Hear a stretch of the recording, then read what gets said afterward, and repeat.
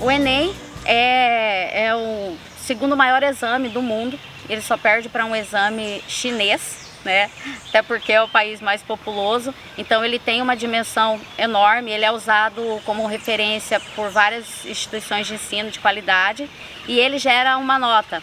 O Enem geralmente são em 2 dias e ele é composto por provas objetivas e provas discursivas, no caso a redação. Cada parte dessas provas vale 1000 pontos.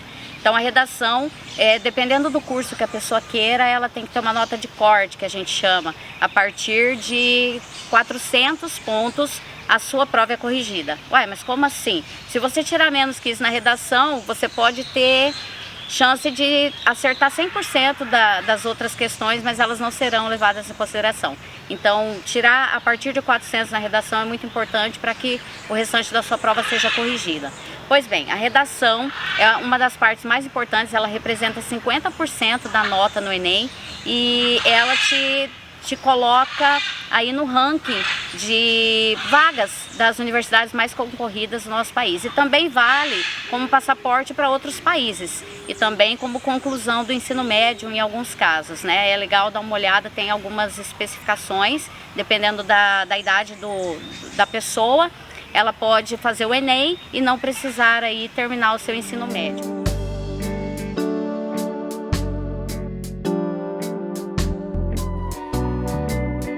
Pois bem, a redação, como é que eu faço para conseguir uma boa nota? Geralmente no Enem o tipo de texto solicitado é o dissertativo, né, o argumentativo, e ele tem uma estrutura fixa, que é composta aí basicamente por 5 parágrafos. Ele tem uma estrutura fixa que funciona da seguinte maneira: ele inicia com uma introdução, que leva aí cerca de 1 parágrafo ou 5 linhas. Depois ele vem com 2 desenvolvimentos, que levam também em torno de 5 linhas cada um, até 3 desenvolvimentos. E no final a conclusão. A gente percebe que a dificuldade maior que as pessoas têm de desenvolver é justamente a conclusão. Por quê?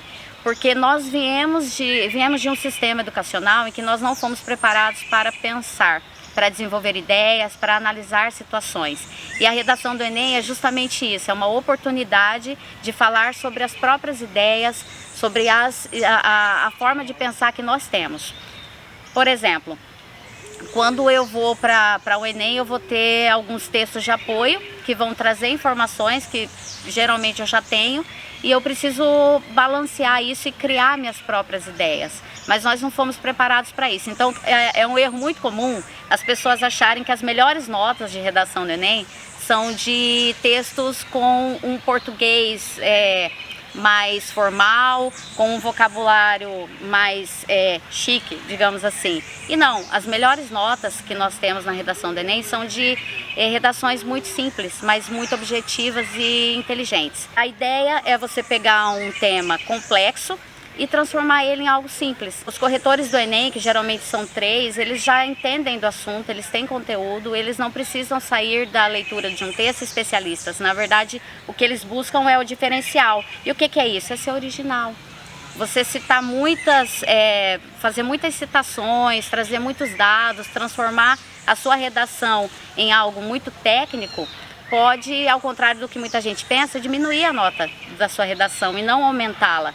Então a ideia é que você discorra sobre assuntos que são geralmente complexos, mas de maneira simples, de maneira objetiva, de maneira original, colocando a sua forma de pensar sobre isso. Existe um sistema de correção para a redação do Enem que se chama TRI. Ela significa Teoria de Resposta ao Item. Já ouviram falar? Nossa, mas como assim, né? Que se eu chutar no Enem, os corretores vão saber? Por causa da TRI. O que acontece? A prova do Enem é dividida em questões fáceis, médias e difíceis. Então é natural que a pessoa que não estudou, não está preparada, enfim, quando ela chuta e ela erra uma questão fácil e acerta uma questão difícil, é um pouco óbvio que essa pessoa chutou. Então o sistema usado para a correção da prova do Enem é muito legal por isso. E na redação fica muito complicado, porque você tem que discorrer sobre um assunto, levantar hipóteses, né? Trabalhar com argumentação e ainda no final você tem que sugerir algumas soluções para aquele problema. Então, a estrutura da redação seria basicamente o quê? Você tem um assunto, você tem um tema central e você vai discorrer sobre ele. De que maneira? Lá na introdução, eu vou deixar claro sobre aquilo que eu vou falar. Então, na introdução, eu apresento de maneira sutil o assunto. Mais abaixo, eu entro no desenvolvimento. No desenvolvimento, eu vou trazer questões referentes a esse tema. Se eu estou lá falando, um exemplo bem tranquilo que dá para trabalhar, eu vou pegar a obesidade. Então, o meu tema central é obesidade. Pois bem, então lá na introdução, a obesidade, eu vou dizer o que é. A obesidade é um problema de saúde que acomete pessoas no mundo todo e vem crescendo e, enfim. Fui para o desenvolvimento, eu já falei o que é, eu vou falar o que causa. O que causa a obesidade é o tipo de vida que a pessoa leva, o tipo de alimentação que a pessoa tem, é o tipo é a ausência de atividade física, enfim. E aí nesse desenvolvimento eu vou colocar causas e os efeitos. Diante disso, os efeitos são o quê? Menos qualidade de vida, sobrepeso, baixa autoestima, problemas de saúde. Então, olha só, na introdução eu disse sobre o que eu vou falar, que é a obesidade. No desenvolvimento 1 eu disse o que causa, o que é e o que causa. No desenvolvimento 2 eu falei sobre as consequências. E lá no final eu vou ter que dar soluções para isso. Se eu sei que é uma doença, se eu sei que é causada por vários fatores, se eu sei que isso traz consequências, lá no final eu tenho que trazer soluções que estejam diretamente ligadas com os problemas. Então eu não posso, no decorrer da minha redação, apontar problemas e lá no final não solucioná-los. E a redação é basicamente isso, é uma estrutura fixa e a partir do momento que você entende isso, é só adaptar os temas que puderem vir daí para frente.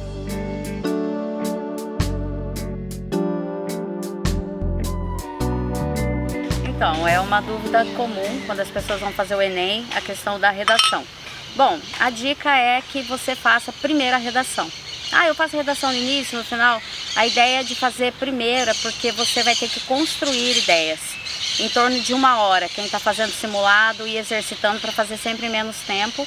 E assim, fazendo o início da prova quando o seu cérebro está descansado, porque o restante da prova você tem a opção por serem objetivas, mesmo cansado você consegue analisar as questões e por eliminação, uma série de coisas. A redação não. A redação toda é construída a partir de ideias, então você tem que estar descansado.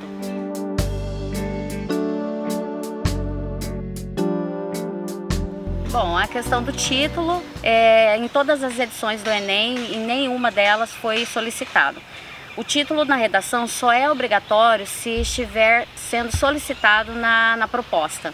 Então, se vier lá, crie um título, sim, alguns vestibulares pedem, mas o Enem nós ainda não tivemos nenhuma edição em que pedia. Se pedir, é obrigatório.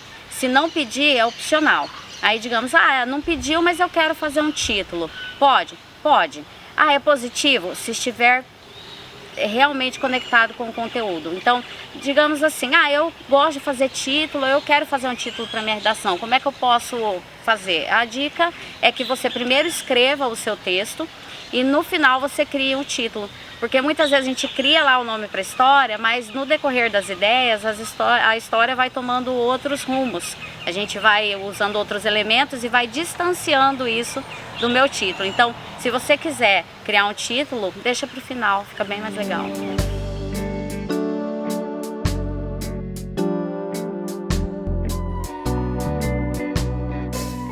Todas as vezes que a prova do Enem traz textos de apoio, são geralmente 2 a 3 textos, eles servem para inspirar e nortear.